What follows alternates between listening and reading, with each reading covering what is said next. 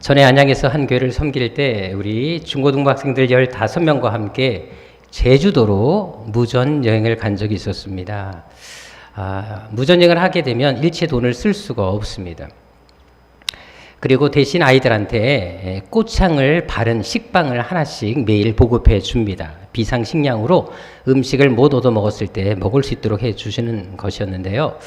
이제 제주도로 가기 위해서 완도에서 이제 배를 타고 이동하게 됐습니다. 근데 학생들이 아침부터 많이 굶었는지 또 식빵 하나로 양이 차지 않았는지 가판위에 올라가서 계속 이제 두리번 하고 있었습니다.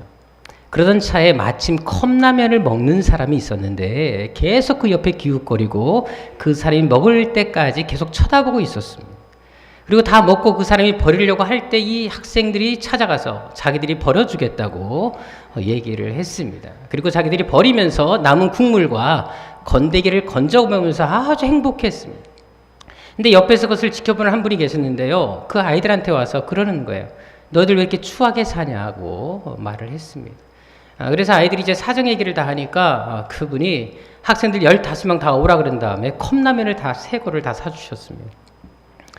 학생 중에 이제 한 명이 너무나 감동을 했는지 선실로 와서, 제가 그때 선실에 있었는데 목사님 이런 분이 있었는데 우리에게 컵라면을 다 사줬습니다로 얘기를 하는 거예요. 그래서 제가 감사 인사를 드리기 위해서 올라갔습니다. 근데 올라간 제가 깜짝 놀란 거예요. 그분이 누구셨냐면 바로 인기 연예인 유해진 씨였습니다. 이러면 좀 놀라셔야 되는데 인생 그렇게 사시면 안 돼요. 다시 유해진 씨였습니다. 이러면 얼마나 좋겠습니까? 유해진 씨가 아니라 저랑 신학교에 같이 입학했던 고제1 목사님이셨습니다. 저보다 2살 어린 분이었는데 정말 오랜만에 만났죠. 근데 저를 딱 보자마자 종철이 형 웬일이냐고 저한테 막 그러는 거예요. 그래서 제가 이제 무전여행 중이라 그랬더니 그럼 이렇게 컵라면 얻어먹던 애들이 목사님 형 교회 애들이냐고 말을 하는데 정말 좀 창피하기도 하고 이 반가운 것보다도 민망해서 결국 빨리 인사하고 제가 밑으로 내려왔습니다. 그리고 2번 다시 제주도로 여행을 가지 않기로 결심을 했습니다. 사실 저도 고등학교 때 많이 굶어보았습니다만 이 배고픈 것만큼 서러운 것이 없습니다. 그래서 우리 교회는 주일만 뿐만 아니라 수요일날도 식사와 간식을 제공하는 이유가 바로 거기에 있습니다. 특별히 우리 교회는 여러분들 반찬이 얼마나 잘 나옵니까? 제가 지금까지 많은 교회를 다녀봤지만 또 우리 교회에서 식사를 하신 분들도 고백하지만 세안교회처럼 이렇게 반찬만이 나오는 교회는 없다라는 얘기를 참 많이 합니다. 더구나 우리 교회는 밥 종류도 한 가지가 아니라 2가지를 선택할 수가 있습니다. 흰밥과 현미밥을 선택할 수 있도록 한 교회는 우리 한국에 우리 세안교회밖에 없다는 사실 아십니까? 사실 우리가 이번에 목요일 날 우리 교회에서 시찰 모임을 했습니다. 정말 많은 분들이 오셨고 평소보다 더 많이 오셨습니다. 근데 그때 여러분들 알다시피 우리 여전도에서 얼마나 음식을 준비했습니까? 호텔보다 더 좋은 완전 코스 요리로 준비를 해서 그분들의 탄성을 자아내게 했고 더구나 나중에는 또 연잎밥까지 다 제공하면서 과일과 차까지 제공하면서 그분들이 정말 감동을 주었던 것을 알 수가 있습니다. 그 다음날 제가 전화를 여러 통 받았어요. 목사님들이 그날의 감동을 잊지 못하셨는지 전화해서 딴 얘기 안 하세요. 너무 잘 먹고 왔다고, 정말 최고의 시차례였다고, 앞으로 종종 해야 될 것 같다고 이야기를 하는 것을 제가 들어보았습니다. 사실 요즘에는 주일마다 교회마다 여러분들 식권을 사서 음식을 먹게 합니다. 그것이 대세입니다. 근데 우리 교회는 아직까지도 그렇게 반찬 잘 나오고 밥도 여러 종류임에도 불구하고 음식값을 받지 않습니다. 여러분들 먹는 거에 대해서만큼은 우리 교회에 대한 자부심을 가져도 됩니다. 교회에서 교회 믿으면 예수님 믿으면 먹을 것이 주냐 먹을 것이 나오냐 나옵니다. 우리 교회 오시면 그것을 확실히 경험할 수가 있습니다. 그렇다면 여러분들 예수님 시대 때는 어땠을까요? 그 당시 사람들은 먹는 거에 대해서 어떤 생각을 가지고 있었을까요? 여러분들이 아시다시피 이스라엘은 당시 로마의 식민지 지배하에 있었습니다. 그러다 보니까 늘 착취당하고 가난하게 살 수밖에 없었습니다. 그러다 보니까 그 사람들은 늘 굶주리고 있었고 먹는 거에 되게 민감한 반응을 가지고 있었습니다. 실제로 성경에 보게 되면 예수님이 가시는 곳곳마다 사람들이 많이 따라다니는 것을 볼 수가 있습니다. 그렇다면 그 사람들이 왜 예수님을 따라다녔을까요? 병을 고침받기 위해서 따라왔을까요? 물론 그런 사람들도 있었습니다. 하지만 더 많은 경우는 어떤 이유인지 아십니까?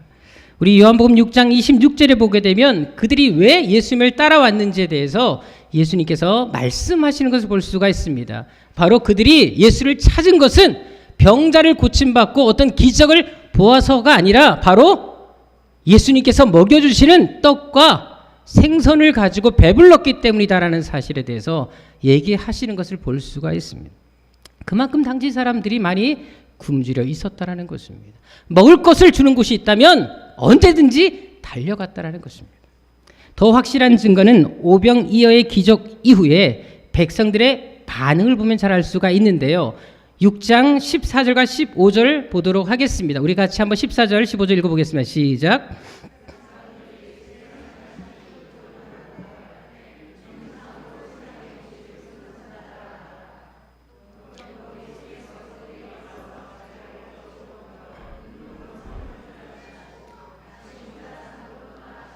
자, 여기 보게 되면 표적을 보았다는 말이 바로 오병이어의 기적을 얘기하고 있는 것입니다. 이것을 보자마자 그들이 어떻게 합니까? 예수님을 무엇을 삼으려고 했다? 왕, 임금을 삼으려고 했던 것을 볼 수가 있습니다. 왜? 예수님이 왕이 되면 먹는 것이 해결되거든요. 그러니까 예수님께서 자기들이 임금만 되어준다면 이 가난도 끝낼 수 있겠구나, 굶주림도 더 이상 고민할 필요가 없겠구나, 이 생각을 했다라는 것입니다. 그만큼 당시 사람들은 굶주려 있었다라는 거예요. 그리고 예수님을 자신들의 필요를 채워주는 분으로, 빵을 주시는 분으로, 그리고 생계를 책임져 주는 분으로 이해했다라는 것입니다. 따라서 만일 예수님이 아닌 그 누구가 이런 기적을 행했다면 그 사람 역시도 왕을 삼으려고 했을 것입니다. 그만큼 사람들은 먹는 것에 민감했다라는 것입니다. 그것은 이 기적 이후에 12바구니가 남았다는 말 속에서도 잘 찾아볼 수가 있는데요. 솔직히 예수님께서 오병이어의 기적을 행하실 때 이 사람들에게는 먹을 것이 있었을까요? 없었을까요? 여러분, 당시 유대인들은 멀리 외출하거나 여행을 할 때 반드시 가지고 다니는 여행용 주머니가 있었습니다. 코피노스라는 것이었는데요. 여기 항상 음식을 놓고 다녔고 이 음식이 먹다가 떨어지면 다시 음식을 채워넣는 것이 그 당시 유대인들의 관습이었습니다. 따라서 여러분들 오늘 본문에 나오는 이 바구니란 말이 바로 이 코피노스, 휴대용 여행 주머니를 말하는 것입니다. 따라서 여러분들 기적 이후에 12바구니가 남았다라는 것은 바로 예수님의 제자들이 가지고 있는 그 코피노스, 그 휴대용 주머니를 말하는 것입니다. 다시 말해서 이 오병이의 기적 이후에 12 제자들에게까지 그 주머니에 찰 정도까지 10인분의 음식이 남았다라는 것입니다. 그렇다면 오병이어의 기적을 행할 때 여기 모인 사람들에게도 그 주머니가 있었다 없었다? 있었다라는 것입니다. 그리고 그 안에 무엇이 있었다? 음식이 다 들어 있었다라는 것입니다. 그런데도 그들은 그 음식을 내어놓지 않습니다.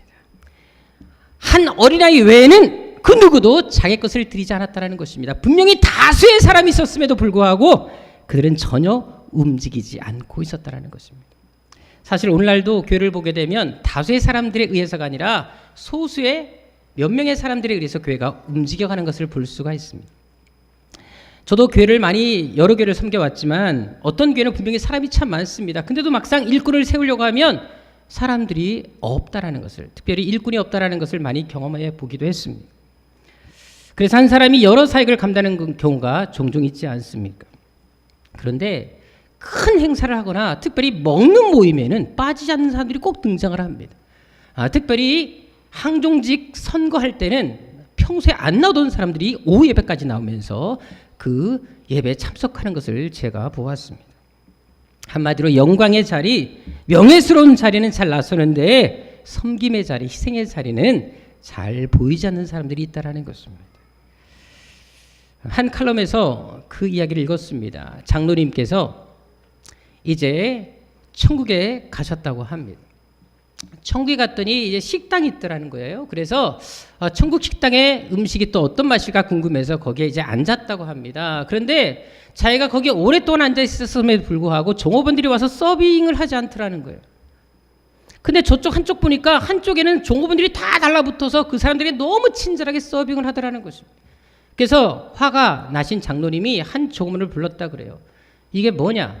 천국은 이렇게 서비스가 엉망이냐? 내가 여기 언제부터 와 있었는데 나한테는 물 한 잔도 주지 않고 메뉴도 받지 않냐? 라고 했더니 그 종업원이 셀프 서비스라 라고 얘기하더라는 것입니다. 그래서 아니 그럼 저 사람들은 뭐냐? 저 사람들은 저렇게 서빙을 해주는데 왜 나는 이러냐? 라고 했더니 저 사람들은 평신도들입니다. 저분들은 세상에서 있을 때 너무나 섬김의 삶을 살았기 때문에 천국에 와서 섬김을 받는 것입니다. 하지만 장로님은 그렇게 살지 않았기 때문에 여기 와서 셀프 서비스를 하시는 것입니다. 라고 하더라는 것입니다. 좀 화가 나시더래요. 그래서 그 얘기를 했답니다. 근데 왜 여기에 목사님들이 아무도 보이지 않냐고 얘기했더랍니다. 그랬더니 그 종업원이 하는 말이 목사님들은 지금 막 배달들 나가셨습니다. 라고 얘기를 하더라는 것입니다. 사실 초대교회도 그렇고 한국교회도 그렇고 여러분들 초기에는 정말 교인들이 헌신적이었습니다. 직접 자기들이 벽돌을 쌓아서 교회를 세웠고 아무리 먼 거리를 할지라도 2-3시간 걸어와서 하나님을 섬겼던 사람들이 얼마나 많은지 모릅니다. 근데 오늘날에는 힘든 자리, 어려운 자리, 특별히 물질과 시간이 투자되는 자리에 사람들은 꺼려합니다. 주일날 한번 예배 드리는 것으로 만족하고 다 의무를 다한 것처럼 하는 분들 또한 많다라는 것입니다. 그래서 여러분 교회가 오늘날 힘을 잃고 있는 것입니다. 하지만 예수님께서 우리에게 요구하는 삶이 어떤 삶일까요? 정말 우리가 어떻게 사는 것을 원하시겠습니까? 이제 동일한 사건을 다루고 있는 마가복음 6장으로 가보도록 하겠습니다. 6장 30절에 보게 되면 당시 이 이전 상이 어떤 상이었습니까? 제가 이미 여러분들에게 말씀드린 것처럼 벌써 제가 3주째 이 설교를 하고 있습니다만 제자들은 열심히 전도 사역을 하고 돌아왔던 직후였습니다. 31절에 보게 되면 몰려드는 사람들 때문에 식사를 겨를이 없는 상황이었습니다. 이제 예수님과 제자들이 함께 쉼을 누리고 함께 선고 보고를 받을 그 상황임에도 불구하고 계속 사람들이 몰려들었기 때문에 할 수 없이 예수님은 33절에 보게 되면 한적한 곳으로 조용한 곳으로 이동하게 됐습니다. 그런데 무리들이 그것도 용납하지 않고 쫓아옵니다. 잠시도 쉴 시간을 주지 않았다라는 것입니다. 하지만 그럼에도 불구하고 예수님께서 어떻게 그들을 맞이해 주십니까? 34절에 나와 있는 것처럼 그들을 불쌍히 여기십니다. 그리고 여러 가지로 가르치십니다. 마태복음 14장 14절 보게 되면 그들의 병까지 고쳐주셨음을 알 수가 있습니다. 피곤하셨지만 예수님 역시 식사도 제대로 못하셨지만 쉬고 싶으셨지만 그래도 이 무리들 때문에 먼저 섬김의 사역을 하고 계셨다는 것입니다. 그렇다면 이들이 당연히 가져야 할 태도가 무엇이겠습니까? 이렇게 예수님도 자기를 희생하고 이 무리들을 위해서 시간과 마음과 정성을 기울이고 있다면 적어도 이들 역시 자기들이 가진 음식을 내놓아야 하지 않았겠습니까? 아니면 음식의 절반이라도 주님께 드려야 되지 않았을까요? 하지만 그들은 받으려고만 하지 누구 하나 음식을 내놓지 않고 있습니다. 게다가 주님은 그들을 먹이기 위해서 무엇을 하셨습니까? 41절에 보게 되면 예수님이 직접 떡과 물고기를 떼어 주시는 것을 볼 수 있습니다. 예수께서 열심히 뛰시면 제자들이 그것을 받아다가 무리들에게 공급해 주었던 것을 알 수가 있습니다. 근데 여기 떼어 주셨다는 말을 주목할 필요가 있습니다. 여기서 떼어 주셨다는 말은 한 번 떼어 준 것이 아니라 계속 끊임없이 떼어 준 것을 이야기를 합니다. 자, 그렇다면 무리들 입장에서 떡 한 번 받은 것 같고 양이 찼을까요? 그들의 배를 배불리기 위해서는 적어도 예수님은 떡을 여러 번 띄셨어야 되고 또 물고기까지 떼어 주셔야 했습니다. 더구나 이 물고기는 큰 물고기가 아니라 작은 물고기였습니다.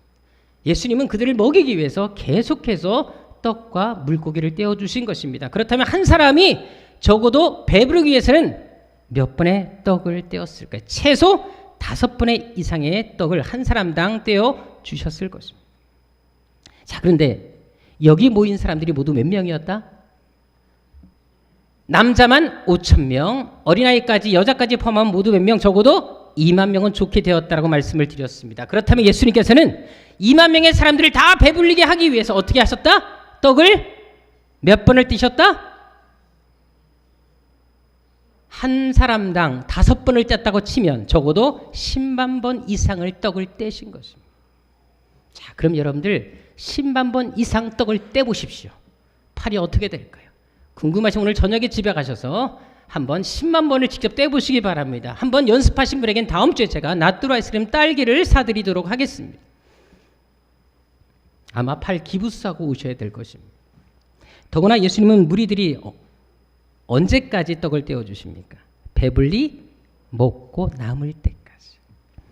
자, 근데 잘 생각해 보십시오. 무리들이 과연 배가 불렀다고 먹는 것을 그만두었을까요? 떼어주는 떡을 그만 받았을까요? 지금 이들에게 무엇이 있었다? 여행 주머니가 있었습니다. 자, 음식에 대해서 민감한 사람들이었었어요. 그렇다면 먹고 배부른 것으로 만족한 것이 아니라 어떻게 했다? 자기들의 그 휴대용 주머니, 여행 주머니에 계속 막 쑤셔서 집어넣는 것입니다. 그래서 예수님의 제자들도 남아 있었던 거예요. 다시 말해서 각자 바구니에 채워 넣을 때까지 계속해서 떡과 물고기를 받은 것이고, 예수님은 그것을 아시면서도 끊임없이 그들에게 떡을 떼어 주신 것입니다. 이것은 엄청난 수고와 섬김을 필요로 하는 일이었다라는 것입니다. 실제로 예수님께서 떡을 떼신 시간이 얼마였습니까? 제가 지난번에 말씀드린 것처럼 우리 본문에 보게 되면 마태, 마가, 누가 보게 되면 저녁이라는 단어가 두 단어가 나온다고 말씀드렸습니다. 앞에 저녁은 제1저녁 오후 3시를 말하는 것이고, 두 번째 저녁은 제2저녁을 말하는 것이라고 6시라고 말씀드렸습니다. 그렇다면 오병이어의 기적은 오후 3시에 시작이 됐습니다. 그런데 이 무리들이 음식을 다 먹고 돌아간 시간은 오후 몇 시? 6시였다라는 것이죠. 그럼 예수님께서 몇 시간 동안 떡을 뗐다는 것입니까? 3시간 동안 떡을 떼신 것입니다. 그렇다면 예수님께서 왜 이런 수고를 하셨을까요? 그들의 이기심을 다 아시면서 왜 이렇게까지 섬김을 하신 것이겠습니까? 이제는 자기만 생각하지 말라는 것입니다. 자기만 위해 살지 말고 내가 너희들에게 지금 보여준 이 모습대로 섬기고 살라고, 그렇게 살도록 하기 위해서 이 모습을 보여주신 것입니다. 그리고 이 복음서 모든 유일하게 마태, 마가, 누가복음 유일하게 기록된 기적이 오병이어의 기적이라고 말씀드렸습니다. 이 복음서에 다 기록할 때까지, 그리고 기록하면서까지 그들로 하여금 섬김이 얼마나 중요한지 알게 하고 싶었던 것입니다. 또한 너희들이 그렇게 섬기고 살 때, 나처럼 이렇게 섬기고 헌신하고 살 때 내가 반드시 너희들의 필요를 채워주겠다, 먹고 사는 거 책임져 주겠다. 먼저 너희는 하나님의 나라를 구하고 먼저 믿음으로 살고 먼저 헌신하며 살며 너희가 가진 것들을 내어놓을 때 반드시 내가 너희들의 삶을 책임지며 채워주겠다라는 것들을 깨닫게 하시고자 이렇게 하신 것이었습니다. 그렇다면 여러분들, 이렇게 이기적인 인간들임에도 불구하고 주님께서 먹이시고 입히셨다면, 먹을 것을 채워주셨다면, 우리가 정말 주를 위해서 뭔가 하려고 할 때 우리 주님께서는 얼마나 더 기뻐하시고 더 많은 것들로 채워주시겠습니까? 전에 한 청년이 저를 찾아왔습니다. 제가 가르쳤던 청년인데 자기가 직업이 좀 바뀌었다고 기도받으러 왔더라고요. 명함을 주는데 아우디 외제차를 판매하는 청년이었습니다. 기도를 열심히 해줬죠. 그랬더니 목사님, 기도 끝난 다음에 목사님, 자기가 성공하면 꼭 아우디 차 한 대 뽑아드리겠습니다, 그러더라고요. 그 말이 지금도 머릿속에서 떠나지가 않습니다. 저는 그 청년이 반드시 성공할 줄 믿습니다. 아니, 성공해야 합니다. 사실 아직까지 차를 사준 적은 없어요. 왠지 믿음은 가진 않아요. 하지만 그래도 그런 마음을 품었다는 사실만으로도 정말 제가 고마웠고 감사했거든요. 하물며 우리 주님 어떻게 했습니까? 우리가 주님을 위해서 뭔가 드리고 뭔가 하려고 한다면 왜 우리 주님께서는 더 많은 것을 우리에게 채워주지 않겠습니까? 하나밖에 없는 아들까지 내어주실 정도로 우리를 사랑하신 하나님이라면 왜 우리에게 더 많은 것들, 필요한 것들을 주시지 않겠습니까? 여러분, 원더걸스의 리더였던 자매 누구였습니까? 선혜였습니다. 너무나 잘 알지 않습니까? 누구랑 결혼했죠? 선교사님이랑 결혼을 했습니다. 여러분들, 그렇게 잘 나가는 자매가 갑자기 이름도 없는 선교사님과 결혼을 하게 됩니다. 왠지 아십니까? 이 자매가 단기 선교에 관심이 되게 많았어요. 믿음도 좋았고 선교에 관심이 많다가 이제 단기 선교를 하게 된 거예요. IT로 갔는데 거기서 사역하는 선교사님이 총각이었고 혼자 사역하는 모습 보면서 그냥 마음에 감동이 온 거예요. 그래서 둘이 눈이 맞아서 둘이 그냥 결혼해버린 거예요. 선교 갔다가 결혼해버렸습니다. 혹시 결혼하고 싶은 우리 청년들, 엄지손가락 들어보십시오. 손 들면 다 창피하고 보이니까 엄지손가락만 살짝 들어보세요. 결혼한 사람 들지 마세요. 여러분, 선교지 갔다 오면 결혼할 수 있습니다. 근데 이미 갔다 왔는데 결혼하지 못했다? 더 가라는 뜻입니다. 선교사님도 그렇고 선녀도 그렇고 먼저 주님을 위해서 시간을 드리고 마음을 드리니까 하나님께서 서로에게 최고의 배우자를 주신 것입니다. 저도 대학생 때 일본에 이제 선교회 여행을 갈 기회가 있었습니다. 근데 저는 다른 나라는 다 가겠지만 일본만큼은 정말 가기 싫었어요. 세 가지 이유가 있었는데 하나는 먼저 언어 문제였습니다. 저는 제2외국어를 독일어를 전공을 했습니다. 전 독일어는 자신 있는데 일본어는 배운 적이 없어요. 유일하게 아는 것이 일본어는 뭐였냐면 물론 기본만은 알지만 제가 80년대 때 일본 유행가였던 한 노래를 외우고 있습니다. 그가 아는 게 그게 전부였습니다. 또 한 가지 이유가 뭐냐면 감정적으로 일본을 좋아하지 않았어요. 위안부 문제, 독도 문제만 나오면 왜 이렇게 미운지 그냥 하나님이 한번 빠뜨려 다 건졌으면 좋겠다는 마음이 들 때가 한두 번이 아니었습니다. 그리고 세 번째는 경비 문제였습니다. 그때 선교 여행을 가기 위해서는 100만 원의 비용이 필요했는데 그때 저는 학생이었고 전도사 생활을 했었는데 그 전도사 때 받은 봉급이 25만 원이었습니다. 그러니까 4달치 봉급을 가지고 있어야지 선교 여행을 갈 수가 있었습니다. 근데 자꾸만 그 선교 여행에 대한 광고를 딱 보는데 계속 하나님께서 마음에 감동을 주시는 거예요. 가라 그러는 거예요. 근데 정말 일본은 가기 싫었거든요. 근데 계속 마음에 감동을 주셔서 돈도 없고 여러 가지 상황이 안 됐음에도 불구하고 하나님께서 그 말씀을 주셨기에 순종하는 마음으로 신청서를 냈습니다. 돈 한 푼 없이 신청서를 냈습니다. 그리고는 워크숍 때 제가 또 찬양 인도를 맡았기 때문에 열심히 일본 복음송을 일본말로 바꾸어서 10곡이나 열심히 외웠습니다. 그리고 제 스스로도 일본 땅을 위해서 기도하면서 하나님 저에게 사랑의 마음을 달라고 기도를 했습니다. 자, 이제 제일 중요한 것은 경비 문제였습니다. 이제 경비는 일정 기간이 딱 지나 먼저 돈을 내야 되지 않습니까? 그래서 하나님 앞에 20일 동안 새벽 작정 기도를 하게 됐습니다. 그때 저는 망울에 살고 있었고 교회는 성수동에 있었습니다. 첫 차를 타고 가도 그곳에 도착할 수가 없었습니다. 그래서 돈도 없는 사람이 20일 동안 택시를 타고 새벽 제단을 쌓았습니다. 자, 그런데 여러분들 정말 놀라운 일이 벌어졌습니다. 선교 가기 위해서 작전 기도가 끝난 그 주간에 저랑 개인적으로 친분이 전혀 없으신 김재송이라는 집사님이 저를 만나자고 연락이 왔습니다. 그분을 만나서 이런저런 얘기를 하는 중에 식사 대접을 해주시면서 목사님 작은 것이지만 받아주십시오 하고 봉투를 하나 꺼내셨습니다. 이분이 저에게 줄 이유가 전혀 없는 분이었습니다. 그래서 어떻게 된 것입니까? 물어봤더니 자기 부인이 이번 주간 동안 똑같은 꿈을 2번을 꿨는데 목사님이 돈이 없는 것이 보여졌고 하나님이 돈 갖다 주라고 했다라는 것입니다. 참 귀한 꿈을 꾸셨더라고요. 근데 그분이 봉투를 주셨는데 열어보니까 물론 앞에서는 열지 못하고 집에 와서 열어보니까 10만 원짜리 수표 10장이 딱 들어있었습니다. 기도한 대로 하나님이 그대로 채워주신 것입니다. 내가 먼저 순종하니까 내가 먼저 결단하니까 하나님이 나와 함께 해주시고 나의 필요한 것들을 채워주신 것을 그때 다시 한번 뼈저리게 느낄 수가 있었습니다. 그것은 우리도 마찬가지입니다.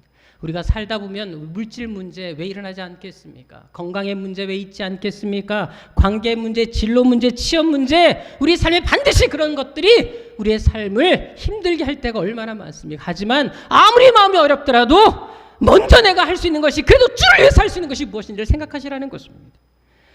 그리고 주님 위해서 내가 가진 시간, 내가 가진 것들을 먼저 드리라는 것입니다.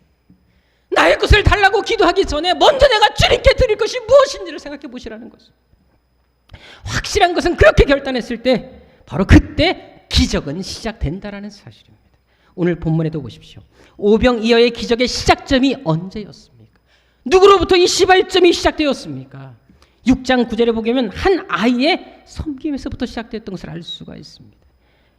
그런데 당시 유대인들은 하루에 떡 3덩이를 한 끼의 식사를 먹었습니다. 누가복음 11장 5절에 보게 되면 바로 유대인들은 하루에 한 끼를 먹을 때 떡 3덩이를 먹였다는 것이 나와 있는 것을 볼 수가 있습니다. 따라서 지금 이 아이가 가진 보리떡 5개와 물고기 2마리는 이 아이에게 몇 개 식사였다? 적어도 2끼의 식사였음을 알 수가 있습니다. 근데 여러분 당시 유대인들의 주식은 빵이었는데 어떤 빵이냐? 밀가루로 만든 빵을 먹었습니다. 반면에 보리로 만든 빵은 아주 값싼 것이었고 아주 가난한 사람들이 먹는 빵이었습니다. 자, 그런데 이 아이가 가진 떡은 어떤 빵이었다? 밀가루 빵이 아닌 보리로 만든 빵이었습니다. 이것은 당시 아이가 얼마나 가난했는지를 잘 보여주고 있는 것입니다. 그런데도 이 아이는 이렇게 가난한 살림에도 불구하고 지금 한 끼를 먹으면 다음 끼를 걱정해야 될 상황에도 불구하고 먼저 두 끼나 되는 그 음식을 예수님께 바치고 있는 것을 볼 수가 있습니다. 내가 내일 굶을지언정, 아니 다음 시세를 굶을지언정 먼저 주를 위해서 헌신하겠다. 이것이 이 아이의 마음이었다는 것입니다. 따라서 이 아이가 드린 물고기는, 떡과 물고기는 누가복음 21장 2절 이하에 나와 있는 것처럼 가부가 드린 2렙돈, 그 작은 헌금, 바로 전 재산을 드린 것과 동일했다라는 사실. 하지만 여러분, 자기 것을 내려놓고 주님을 위해서 그것을 내놓았을 때 그 드린 것으로 인해서 어떤 결과가 주어졌나요? 자신뿐만 아니라 다른 사람들까지 다 배불리 먹이는 것을 볼 수가 있습니다.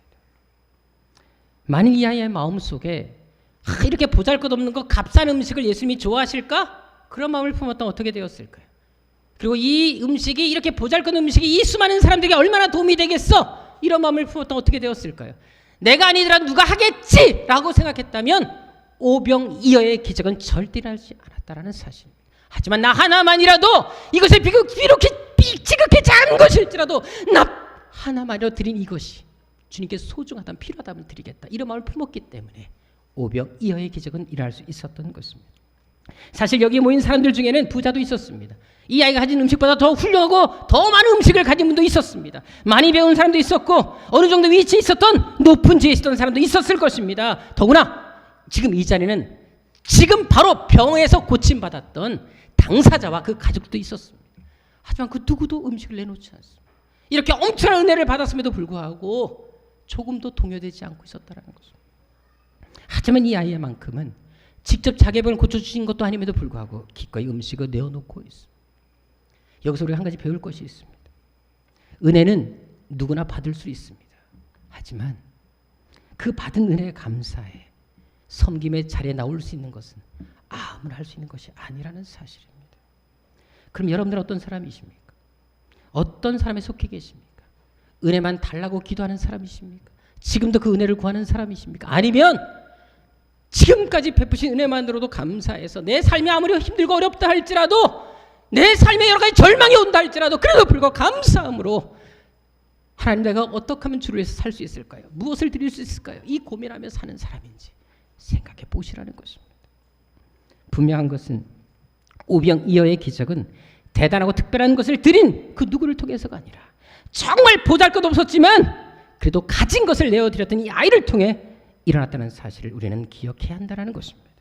그리고 중요한 것은 이 기적 이후에 이 아이의 삶이 어땠을까요? 자기가 드린 그 보잘것없는 것이 기적의 도구가 되었고 수많은 사람들을 살리는, 먹여 채워주는 놀라운 도구가 되었습니다. 이것을 보았을 때 이 아이의 마음이 어땠을까 하면 상상이 되십니까? 이 아이는 틀림없이 평생 동안 감격 속에 살았을 것입니다. 만나는 사람마다 이보세요, 내가 드린 그 작은 것이 2만 명의 사람들을 먹였습니다. 주님께서 그 능력을 나를 통해, 내가 드린 것을 통해 이뤄내셨습니다라고 하면서 그 아이는 감격 속에서 평생 동안 잊지 못하고 그렇게 살았을 것입니다. 그래 여러분들, 우리도 이런 감격의 인생에 되어보지 않겠습니까? 우리가 천안에 가게 되면 유명한 것이 한 가지 있지 않습니까? 무엇입니까? 천안하면 모르세요? 자, 천안은 뭡니까? 호두과자입니다. 근데 그 호두과자를 처음으로 개발한 사람이 누군지 아십니까? 바로 천안의 성심교회를 다니시는 신복순이라는 권사님이 그것을 만드셨습니다. 원래 이 천안에는 호두가 되게 많이 나오고 유명하기 때문에 이것을 가지고 과자를 만들어 보자, 그래서 사업을 하게 되셨는데, 이 사업을 하시면서 이분이 하나님께 드렸던 기도가 있습니다. 하나님, 저는 결코 혼자 일을 하는 것이 아닙니다. 하나님과 함께 동업을 하는 것입니다. 지금부터 제가 버는 수입의 반을 하나님을 위해 쓰겠습니다. 그리고 평생 동안 교회를 7개 세우게 해 주십시오. 이 기도를 드리고 이 사업을 하셨습니다. 근데 신기한 것은 사업을 하면서 이분은 광고를 해본 적이 없다 그래요. 천안에서도 광고한 적이 없고 다른 지역에도 광고한 적이 없는데 이상하게 사람들이 소문을 듣고 연락을 해서 호두과자를 사가더라는 것입니다. 심지어 지금은 중국, 일본, 미국에까지 수출하는 그런 제품이 되었다는 것을 보았습니다. 결국 그분의 기도한 대로 하나님께서 응답하신 것입니다. 자기가 쓸 것도 되게 많고 필요하지만 11조만 드린 것이 아니라 절반을 하나님께 드리겠다 결단했을 때 놀랍게도 하나님께서 그 마음과 중심 보셔서 그런 놀라운 역사를 허락해 주신 것입니다. 그것은 우리도 마찬가지입니다. 하나님은 지금도 우리가 가진 것들, 우리의 시간, 우리의 달란트, 우리의 물질, 건강이 주를 위해 사용되기를 원합니다. 주님께 드려지기를 원한다는 것입니다. 그래서 지금 기회 있을 때 섬기고 지금 일할 수 있을 때 일하는 것이 참으로 중요하다는 것입니다. 왜? 섬기고 싶어도 섬길 수 없을 때가 오고 일하고 싶어도 일할 수 없을 때가 오기 때문에 그렇다는 것입니다. 우리는 내일을 알 수 없는 존재들이기 때문에 오늘 하나님께서 우리의 생명 걷어가시고 우리의 건강 걷어가시면 내일 아무것도 알 수 없는 존재가 될 수 있다는 사실입니다. 그래서 지금 기회 있을 때 섬기는 것이, 그리고 지금 바칠 수 있을 때 바치는 것이 얼마나 중요한지 우리는 알 필요가 있다는 것입니다. 중요한 것은 이 아이는 이 기회를 놓지 않았다는 것입니다. 사실 예수님께서 사람들에게 직접 이렇게 음식을 제공해 주신 것은 성경에 몇 번 나올까요? 놀랍게도 성경에 많이 나오지 않습니다. 음식을 직접 만들어 주신 것은 2번밖에 나오지 않습니다. 근데 그 2번 중에서도 사람을 통해서 음식을 먹여주신 것은 이 오병이어의 기적이 유일하다는 사실을 아십니다. 다시 말해서 이 아이가 지금 이 음식을 주님께 드리지 않았다면 이 아이는 2번 다시 이런 기적을 경험할 수 없었다는 사실입니다. 사실 예수님은 이 아이가 드린 그 음식이 아니어도, 음식이 없었을지라도 무리들을 먹이실 수 있었습니다. 이미 광야에서 하늘에서 만나를 내려주셨고 메추라기를 먹이신 분이 하나님이십니다. 얼마든지 무리들을 먹일 수 있었다는 것입니다. 하지만 오늘 본문에서 주님은 그렇게 하지 않았습니다. 왜? 누군가의 헌신을 통해, 섬김을 통해 일을 하고 싶었던 것입니다. 실제로 예수님의 공생애를 보십시오. 예수님은 어떤 사역을 하고 오셨습니까? 예수님께서 스스로 어떤 것을 하신 적이 있으십니까? 태어나실 때에도 다른 사람의 집에서 태어나십니다. 배를 탈 때도 자신의 배가 아닌 다른 사람의 배를 빌려 타셨습니다. 예루살렘 입성할 때도 자기의 나귀가 아닌 다른 사람의 나귀를 빌려서 타셨습니다. 다락방에서도 체외 만찬을 할 때도 자기의 다락방이 아니라 다른 사람의 다락방을 빌려서 하셨습니다. 심지어 죽으셨을 때도 장사 지냈던 그 무덤 역시 다른 사람의 무덤이었습니다. 한마디로 주님은 누군가의 헌신과 섬김을 통해서 당신의 일을 이루어 가셨다는 것입니다. 그래서 오늘 본문에서도 한나의 이런 헌신을 통해 오병이어의 기적을 행하셨던 것입니다. 따라서 저는 오늘 본문의 이 아이의 섬김을 희생이라고 말하지 않습니다. 이것은 특권이었습니다. 하나님이 주신 놀라운 기회였다는 것입니다. 이 아이는 그 기회, 이 특권을 놓치지 않았다는 사실입니다. 그래 여러분들 이 특권의 주인공이 되어보지 않겠습니까? 이 시대 바로 오병의 기적의 주인공이 되어보지 않겠습니까? 여러분들이 바로 그런 주인공이 되기를 주의 이름으로 축원합니다. 지금 기회 있을 때, 지금 섬길 수 있을 때 헌신하시는 여러분 되기를 주의 이름으로 축원합니다. 그래서 이 아이를 통해 수많은 사람들이 하나님의 은혜와 기적을 경험했던 것처럼 여러분을 통해서 여러분의 가정과 여러분의 직장과 이 교회 가운데, 이 민족 가운데 하나님의 오병이의 기적이 나타나기를 주님으로 축원합니다. 기도하겠습니다. 아버지 하나님, 하나님은 지금도 당신의 사람들, 당신을 위해 일할 수 있는 사람들, 아무리 부족하고 연약하고 미련하고 보잘것없는 것일지라도 드리기를 원하는 그 사람을 찾고 계십니다. 아버지 하나님, 외인이 되지 말게 하시고 주변인이 되지 말게 하시고 하나님 나라의 중심이 되게 하시고 내가 중심이 되지 못할지라도 띵돌이 될 수 있는 사람들이 되게 하여 주옵소서. 아버지 하나님, 우리 사랑하는 새한교 성도들만큼은 오병이어의 기적이 아이처럼 이 시대에 선교의 통로가 되게 하여 주옵시고 복음의 통로가 되게 하여 주옵시고 12, 70, 300의 비전을 이루는 하나님의 놀라운 도구들이 되게 하여 주옵소서. 희생이 아닌 특권을 누릴 수 있는 하나님의 사람들 되게 하여 주옵소서. 존귀하신 예수님의 이름으로 기도드립니다.